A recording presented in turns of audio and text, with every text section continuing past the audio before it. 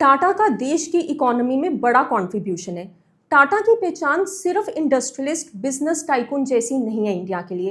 India के लिए Tata emotion है। बाकी इंडस्ट्रियलिस्ट बिजनेस टाइकून्स की ग्रोथ पर सवाल उठते हैं, लेकिन JRD टाटा, रतन टाटा रिस्पेक्टेड नाम है इंडिया के लिए, क्योंकि टाटा ने अपने बिजनेस को कभी देश से ऊपर नहीं रखा और टाटा के प्रॉफिट्स का बड़ा हिस्सा सोसाइटी को वापस दिया जाता है। लेकिन टाटा सन्स जो इतनी बड़ी, इतनी रिस्पेक्टेड कंपनी है, आज उसमें इंटरनल कॉन्फ्लिक्ट्स की वजह से बात गवर्नमेंट तक जा पहुंची। इस वीडियो में समझते हैं कि क्या है ये कॉन्फ्लिक्ट और इसका रिजॉल्व होना क्यों ज़रूरी है। टाटा सन्स ये पेरेंट कंपनी है जो टाटा ग्रुप की सब कंपनीज जैसे Air India, TCS, Tata Motors, Tata Steels और भी टाटा ग्रुप की सब कंपनीज को ओन और कंट्रोल करती है। टाटा सन्स टाटा कंपनीज को एक अम्ब्रेला के अंडर मैनेज करती है और उनका फ्यूचर डायरेक्शन डिसाइड करती है। टाटा सन्स में मेजॉरिटी स्टेक 66% का टाटा ट्रस्ट के पास है और टाटा ट्रस्ट चैरिटेबल ट्रस्ट है। अब जिसके पास मेजॉरिटी स्टेक होता है उसका की डिसीजंस पे से होता है और उसकी बात को मानना पड़ता है। लेकिन जब रतन टाटा जिंदा थे तो उनकी बात, उनका डिसीजन फाइनल डिसीजन होता था। उन्होंने अपनी एज अ लीडर ऐसी पहचान बना ली थी कि उनके डिसीजन को कोई अपोज नहीं करता था। सब उनके डिसीजन पे ट्रस्ट करते थे और कोई मेजर कॉन्फ्लिक्ट्स नहीं होते थे। रतन टाटा की डेथ 9 अक्टूबर 2024 को हुई थी और उसके बाद नोएल टाटा टाटा ट्रस्ट के चेयरमैन बनते हैं। नोएल टाटा रतन टाटा के हाफ ब्रदर हैं। जब नोएल टाटा चेयरमैन बनते हैं तो उनके लिए हुई डिसीजंस को फाइनल डिसीजंस नहीं माना जाता जैसे रतन टाटा के टाइम था। अब ये है कि जिस डिसीजन को बोर्ड में बैठे लोग मेजॉरिटी देंगे वो फाइनल डिसीजन माना जाएगा। अल्टीमेट पावर नोएल टाटा के पास नहीं है। अल्टीमेट पावर वहाँ है जहाँ मेजॉरिटी वोट्स जाएंगे बोर्ड मेंबर्स की। ये चीज़ मेजर कॉन्फ्लिक्ट में बदलती है 11 सितंबर 2025 को, जब विजय सिंह जो एक एक्सपीरियंस्ड बोर्ड मेंबर थे उनके रिन्यूअल का टाइम आता है। विजय सिंह की एज 77 है और कंपनी ने अक्टूबर 2024 में रेजोल्यूशन पास किया था कि जिनकी एज 75 से ज़्यादा है उनका एनुअल रीअपॉइंटमेंट होगा। अब बोर्ड में कौन रहता है या कौन नहीं रहता है, इसके लिए ट्रस्टीज़ का डिसीजन भी इम्पॉर्टेंट है, क्योंकि वो 66% का स्टेक रखते हैं कंपनी में।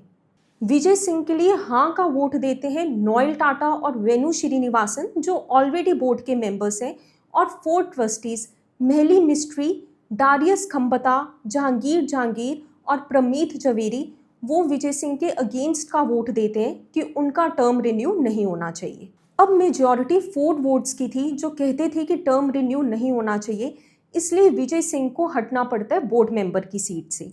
अब विजय सिंह के हटने के बाद बोर्ड की वो सीट खाली हो जाती है और अब ये 4 ट्रस्टीज़ अपने में से महली मिस्ट्री का नाम नॉमिनेट कर देते हैं बोर्ड मेंबर की सीट के लिए। महली मिस्ट्री रतन टाटा के क्लोज फैमिली फ्रेंड रहे हैं और चाहे महली मिस्ट्री बोर्ड के मेंबर नहीं है, लेकिन उनका काफ़ी इन्फ्लुएंस रहा है कंपनी के की डिसीजंस पे। सोर्सेस के हिसाब से महली मिस्ट्री और ट्रस्टीज़ को लगता है कि अब कंपनी उनको की डिसीजंस में लूप नहीं कर रही है और वहाँ बोर्ड के डायरेक्टर्स का कहना है कि ये उनकी लीगल जिम्मेदारी है कि वो बिजनेस की हर सेंसिटिव इंफॉर्मेशन को शेयर ना करें। कंपनी में जैसे 2 कैंप्स बन गए हैं, एक नोएल टाटा का कैंप है और एक महली मिस्ट्री का कैंप है। महली मिस्ट्री का कैंप चाहता है कि डिसीजंस कलेक्टिवली लिए जाए और नोएल टाटा का कैंप चाहता है कि एक स्ट्रॉन्ग लीडरशिप बने जिसमें कुछ लोग ही डिसीजंस लें। नोएल ऑलरेडी बोर्ड के मेंबर हैं, उनके पास बोर्ड पर मेजॉरिटी है, बोर्ड के लोग उनके डिसीजंस को सपोर्ट करते हैं। लेकिन अगर महली मिस्ट्री बोर्ड मेंबर बनते हैं तो शायद सिचुएशन सेम नहीं होगी। बोर्ड पर मेजॉरिटी वोट्स मिलना ज़रूरी है कंपनी के की डिसीजंस को फाइनल करने के लिए।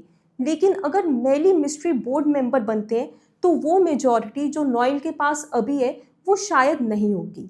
नोएल कैंप का मानना है कि ट्रस्टीज नोएल की लीडरशिप को कमज़ोर करना चाहते हैं। बोर्ड में 9 लोग थे जिसमें से 8 रह गए।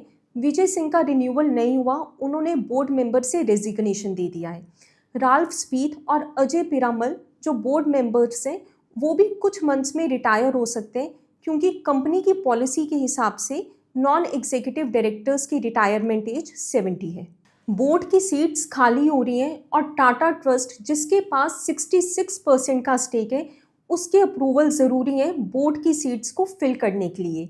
और यहाँ ट्रस्टीज़ के बीच में ही डिसएग्रीमेंट चल रहा है कि कौन सा नॉमिनी डायरेक्टर बोर्ड में रीअपॉइंट होगा। ट्रस्ट के बीच में ही दो कैंप्स बन गए हैं, एक नोएल टाटा का और एक मेली मिस्ट्री का। यहाँ बोर्ड मेंबर्स फाइनल नहीं हो पा रहे कंपनी के इंटरनल कॉन्फ्लिक्ट की वजह से। इसी टाइम पे आरबीआई ने प्रेशर बनाया हुआ है कंपनी पे कि वो अपना आईपीओ लेकर आए। आरबीआई के हिसाब से Tata Sons upper layer NBFC category में आती है और आरबीआई ने 2021 में ये रूल बनाया था कि अगर कंपनी एनबीएफसी की कैटेगरी में तो उसको 3 साल के अंदर स्टॉक मार्केट में लिस्ट होना है। एनबीएफसी की फुल फॉर्म होती है नॉन बैंकिंग फाइनेंशियल कंपनी। इसका मतलब है कि चाहे आप बैंक्स की तरह काम नहीं करते लेकिन आप मनी लेंड करते हो।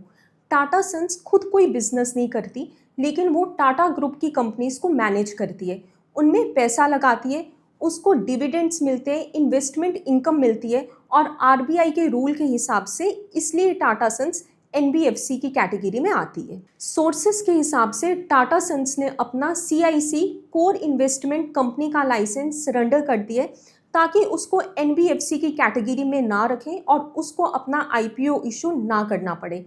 आरबीआई ने अभी उनकी एप्लीकेशन को एक्सेप्ट या रिजेक्ट करने का फाइनल डिसीजन नहीं दिया है। टाटा ट्रस्ट को लगता है कि आईपीओ आने के बाद उनका कंट्रोल कम हो जाएगा कंपनी पे, उनकी ओनरशिप और वोटिंग पावर डिल्यूट होगी, कंपनी को अपनी रिपोर्टिंग, गवर्नेंस और फाइनेंशियल इंफॉर्मेशन पब्लिक के साथ शेयर करनी होगी जो अभी तक प्राइवेटली मैनेज होती है। लेकिन टाटा सन्स का second largest share holder Shapoorji Pallonji SP group जिसके पास 18.37 का स्टेक है, उसके लिए टाटा सन्स का आईपीओ आना फेवरेबल है।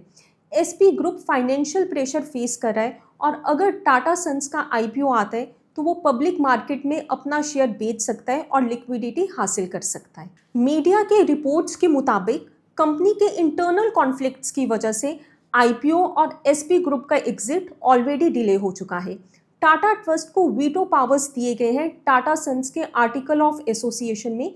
इसका मतलब है कुछ इंपॉर्टेंट डिसीजंस कंपनी या बोर्ड फाइनलाइज नहीं कर सकती जब तक ट्रस्ट के नॉमिनी डायरेक्टर्स या ट्रस्टीज उस डिसीजन को अप्रूव ना करें। 7 अक्टूबर 2025 को टाटा सन्स के 4 ऑफिशियल्स जिसमें एन चंद्रशेखरन जो टाटा सन्स के चेयरमैन है और नोएल टाटा जो टाटा ट्रस्ट के चेयरमैन है, वो होम मिनिस्टर अमित शाह और फाइनेंस मिनिस्टर निर्मला सीतारमन से मिलते हैं।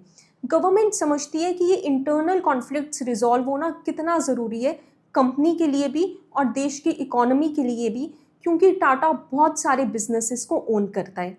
मीडिया के हिसाब से गवर्नमेंट ने बोला है कि कुछ भी करो लेकिन कंपनी के अंदर स्टेबिलिटी लेकर आओ दोबारा से। रीसेंट न्यूज़ के हिसाब से टाटा सन्स ने एसपी ग्रुप को 4 to 6% स्टेक डाइल्यूट करने का ऑफर दिया है। बोर्ड और कंपनी के अंदर क्या चल रहा है ये वहाँ बैठे लोग अच्छे से जानते होंगे। न्यूज़ और मीडिया के इन्फॉर्मेशन से हम स्टोरी कवर कर सकते हैं लेकिन ऐसी बहुत बातें, बहुत चीज़ें होती हैं जो कंपनी के लोग ही जानते हैं। बट ये वजह या और जितनी भी वजह है इस इंटरनल लड़ाई की वो रिजॉल्व होनी चाहिए। बोर्ड मेंबर्स की सीट्स फिल होना ज़रूरी है कंपनी के की डिसीजंस लेने के लिए। टाटा ट्रस्ट जिसके पास 66% का स्टेक है कंपनी के अंदर, अगर आपस में ही उनके बीच में लड़ाई होती रही तो की डिसीजंस डिले हो सकते हैं। रतन टाटा सर की फर्स्ट डेथ एनिवर्सरी 9 अक्टूबर 2025 को थी और अभी उनको 1 साल भी नहीं हुआ था जब कंपनी की इंटरनल लड़ाई गवर्नमेंट के डोर तक जा पहुंची। कंपनी को रन करने के लिए इस लड़ाई का ख़त्म होना ज़रूरी है, देश की इकोनॉमी के लिए ज़रूरी है, लेकिन सबसे ज़्यादा ज़रूरी है उस लेगेसी को बढ़ाने और मेंटेन करने के लिए जिसके साथ रतन टाटा, JRD टाटा का नाम जुड़ा है। That's it for this video. This is Anisha Soni. Thank you for watching.